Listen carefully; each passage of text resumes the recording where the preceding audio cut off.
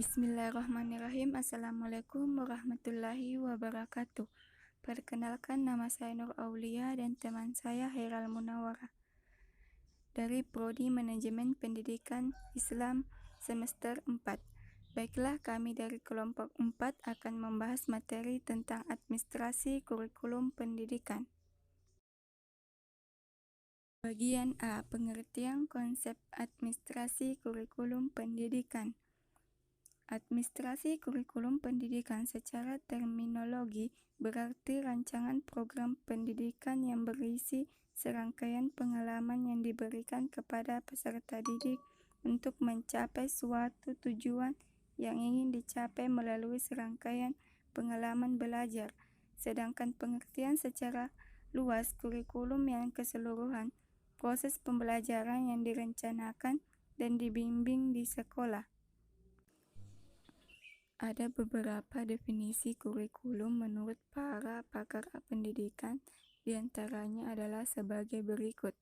1. Menurut J. Galen, Saylor, dan William M. Alexander, kurikulum adalah segala usaha sekolah untuk mempengaruhi anak belajar, apakah dalam ruang kelas, di halaman sekolah, atau di luar sekolah, termasuk kurikulum.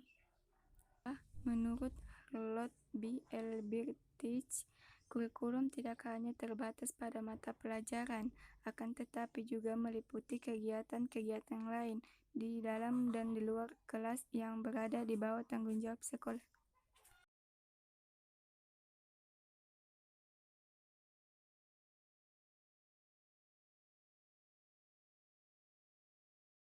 Nomor 3, menurut Smith, kurikulum dipandang sebagai seperangkat usaha dan upaya pendidikan yang bertujuan agar anak didik memiliki kemampuan hidup bermasyarakat. 4. Menurut Hilda Tabah, kurikulum meliputi pengalaman yang direncanakan dan tidak direncanakan.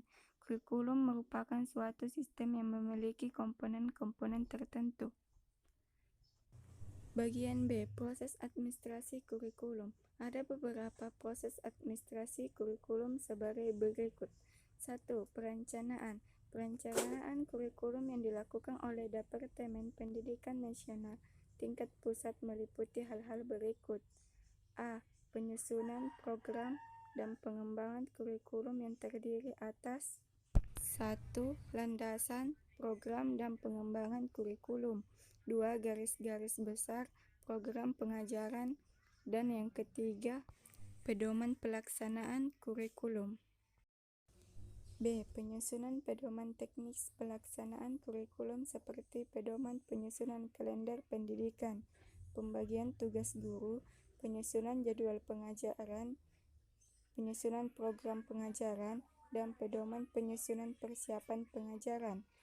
Prinsip-prinsip umum yang berlaku dalam proses administrasi kurikulum meliputi 1. Prinsip relevansi, 2. Prinsip efektivitas, 3. Prinsip efisiensi, 4. Prinsip kontinuitas, dan 5. Prinsip fleksibilitas. Proses yang kedua, pelaksanaan. Kegiatan-kegiatan yang dilakukan guru dalam pelaksanaan kurikulum di sekolah meliputi A. Penyusunan program pengajaran semesteran atau kuturulan. Tujuan penyusunan program pengajaran semesteran untuk kuturulan ini adalah untuk 1. Menjabarkan bahan pelajaran yang akan disajikan guru dalam proses belajar mengajar. 2. Mengarahkan tugas yang harus ditempuh guru agar pengajaran dapat dilakukan secara bertahap dan tepat. Fungsi program pengajaran semester atau kuturulan ini adalah 1. Pedoman bagi guru dalam penyelenggaraan pembelajaran selama satu semesteran dan kuturulan. 2. Bahan oleh kepala sekolah dan pengawas dalam melakukan pembinaan terhadap guru.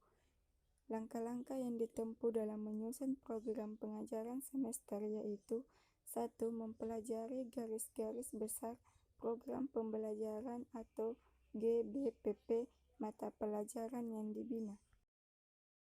2. Mengelompokkan bahan pengajaran yang tercantum dalam garis-garis besar program pembelajaran atau GBPP menjadi beberapa satuan bahasan.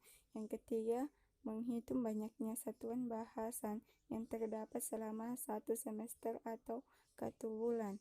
Yang keempat, menghitung banyaknya minggu efektif sekolah atau belajar selama 1 semester atau 1 bulan dengan melihat kalender pendidikan sekolah yang bersangkutan.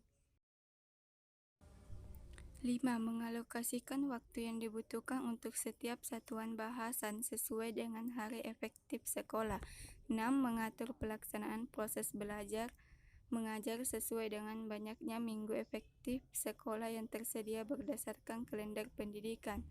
B. Penyusunan persiapan mengajar yang akan digunakan dan dipedomani oleh guru dalam kelas melaksanakan proses belajar mengajar di kelas.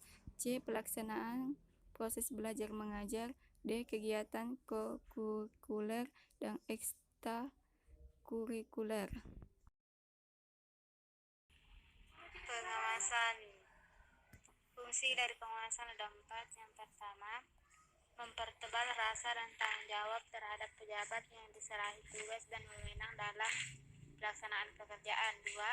Mendidik para pejabat agar mereka melaksanakan pekerjaan sesuai dengan prosedur yang ditentukan. Ketiga, untuk mencegah terjadinya penyimpangan, penyelewengan, kelalaian, dan kelemahan agar tidak terjadi kerugian yang tidak diinginkan. Dan yang keempat, untuk memperbaiki kesalahan dan penyelewengan agar pelaksanaan pekerjaan tidak mengalami hambatan dan pemborosan. Keempat, evaluasi. A. Dasar-dasar evaluasi kurikulum. Yang pertama, mengetahui hingga manakah siswa mencapai kemajuan ke arah tujuan yang telah ditentukan. 2. Melalui efektivitas kurikulum. 3. Menentukan faktor biaya, waktu, dan tingkat keberhasilan kurikulum. 4. Sering kita lihat bahwa kurikulum dirombak tanpa evaluasi yang sistematis. Jika evaluasi diadakan secara terus-menerus, mungkin tak perlu kurikulum diganti seluruhnya, akan tetapi dapat senantiasa diperbaiki dan disempurnakan serta disesuaikan dengan perkembangan zaman. Bagian B. Desain evaluasi. Desain evaluasi menguraikan tentang 1. Data yang harus dikumpulkan. 2. Analisis data untuk membuktikan nilai dan efektivitas kurikulum. Bagian C. Evaluasi hasil belajar. Evaluasi hasil belajar merupakan suatu kegiatan uang dilakukan guna memberikan berbagai informasi secara berkesinambungan dan menyeluruh tentang proses dan hasil belajar yang telah dicapai siswa. Tujuan dan fungsi evaluasi hasil belajar yaitu 1. Memberikan umpan balik kepada guru dan siswa dengan tujuan untuk memperbaiki cara belajar mengajar, mengadakan perbaikan dan pengayaan bagi siswa, serta menempatkan siswa pada situasi belajar mengajar yang tepat sesuai dengan kemampuan yang dimilikinya. Yang kedua, memberikan informasi kepada siswa tentang tingkat keberhasilannya dalam belajar dengan tujuan untuk memperbaiki, mendalami, atau memperluas pelajaran.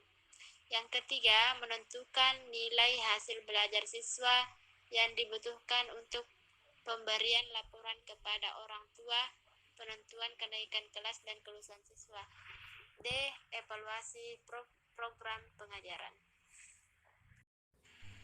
C. Peran guru dalam administrasi kurikulum. Yang 1. Implementers. Guru berperan untuk mengaplikasikan kurikulum yang sudah ada. Dalam melaksanakan perannya, guru hanya menerima kebijakan perumus kurikulum. Yang kedua, adapters. Guru berperan lebih dari sebagai pelaksana kurikulum, akan tetapi juga sebagai penyelaras kurikulum dengan karakteristik dan kebutuhan siswa dan kebutuhan daerah. Ketiga, developers. Guru berwenang dalam mendesain kurikulum. Guru bukan saja dapat menentukan tujuan dan isi pelajaran yang akan disampaikan, akan tetapi juga dapat menentukan strategi apa yang harus dikembangkan serta bagaimana mengukur keberhasilannya.